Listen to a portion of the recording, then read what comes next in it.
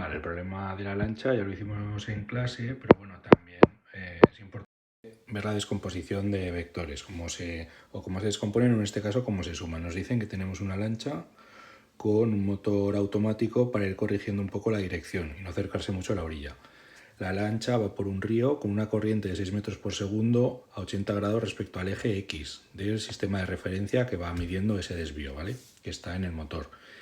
Y hay un viento también con una dirección, con una velocidad, mejor dicho, de 3,5 metros por segundo, que forma un ángulo de 40 grados con el eje X. Luego el ancho del río nos dicen que es de 11 metros, estando la lancha en el punto medio.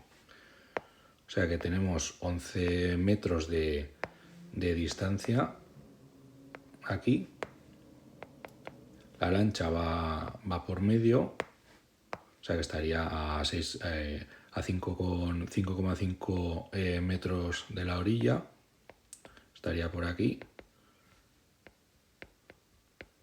Y luego la velocidad que está actuando sobre la lancha pues tiene dos componentes. Por un lado, a 80 grados respecto al eje X, 6 metros por segundo. El eje X, que es el de la referencia de la lancha, estaría aquí. El motor, 80 grados respecto al eje X, quiere decir que está tirando fundamentalmente hacia aquí, casi, o incluso un poco más, 80 grados aquí. Esto sería la velocidad del motor, perdón, la velocidad de la corriente, que es de 6 metros por segundo, y tendríamos otro vector de 3,5 que forma un ángulo de 40. Pues más o menos la mitad que hemos pintado antes, aquí 40 grados, y esto tira a 3,5. Entonces, en el fondo, lo que tenemos aquí son dos vectores, uno con 40 grados, otro que tiene un valor mayor, que forma un ángulo de 80,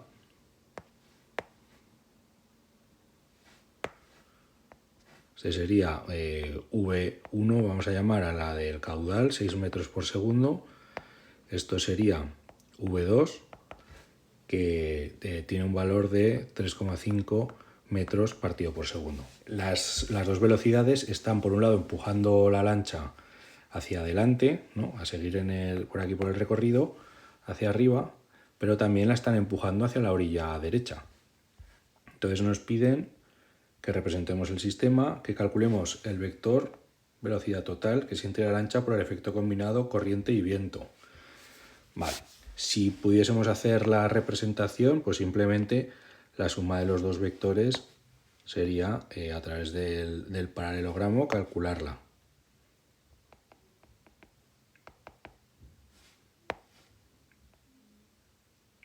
Esta sería la velocidad total. Como nos están dando los ángulos, 40 y 60 grados, vamos a descomponer V2 primero y lo vamos a descomponer V1. Estos son 40 grados, por tanto V2 tiene una componente en el eje X, V2X, y una componente que empuja de la lancha hacia adelante, ¿vale? Que le hace ir con un movimiento uniforme hacia adelante. En realidad, fijaros que sería una combinación de dos MRUs. Este ángulo es de 40, V2X tiene la dirección Y positiva, estará multiplicada por el vector unitario Y, y V2X por el vector unitario J. V2, entonces, podríamos expresarlo el vector como V2X por el coseno de 40 Y, que es el que está tirando hacia la derecha, más V2X por el seno de 40 J. Y por otro lado, V1, este está un poco más escorado, pero tendremos, o sea, va más hacia la velocidad, va más hacia el sentido del río que hacia la orilla. Esto sería V1X y esto sería V1Y. El ángulo que está formando aquí, que es de 80 grados, V1 podríamos expresarlo pues igual. Bueno, esto aquí sería fuera, ¿vale? Todo esto es V2X y todo esto es V2Y.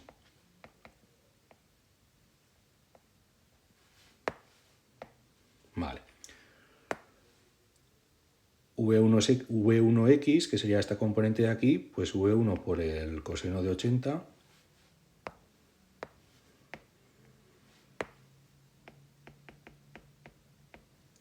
y va también en la dirección y V2 por el seno de 80 en la dirección J.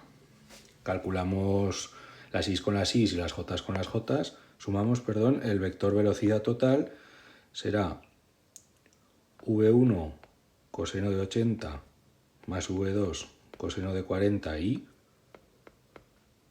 más V2 seno de 40 más V2 seno de 80j. Y el módulo pues sería el cuadrado de cada componente, hacer la raíz. Si lo calculamos, V nos quedará, podemos sacar, bueno, no podemos sacar ningún factor común, coseno de 80, coseno de 40, V1 que era 6 y V2 que era 3,5. 6 coseno de 80 más 3,5 coseno de 40 y más 3,5 seno de 40 más 6 seno de 80j.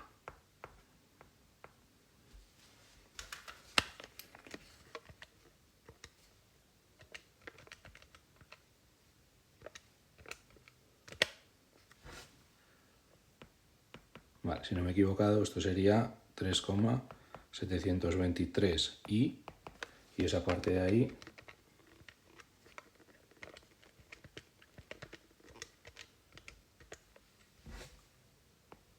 8,159j.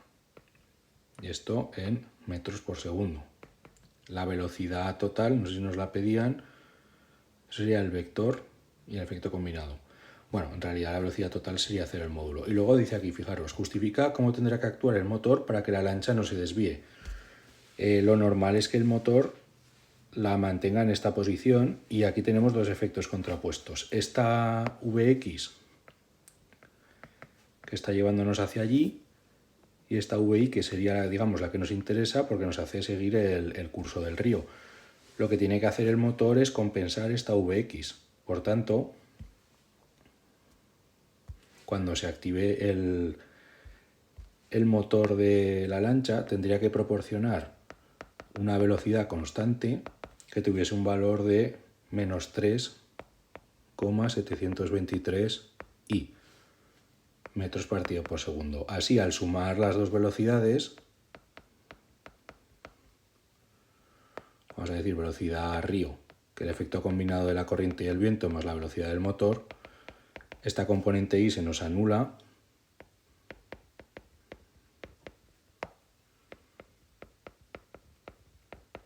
nos queda 0 y únicamente estaríamos impulsando a la lancha por el efecto combinado del viento y de la propia corriente. ¿Vale? Y esta sería la velocidad final de la lancha. Cuando se encendiese el motor, 8,159 metros partido por segundo.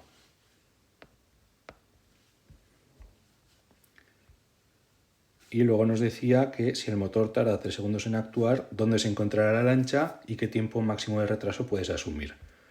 Vale, si nos olvidamos del motor, tenemos este vector velocidad que nos ha quedado para la lancha.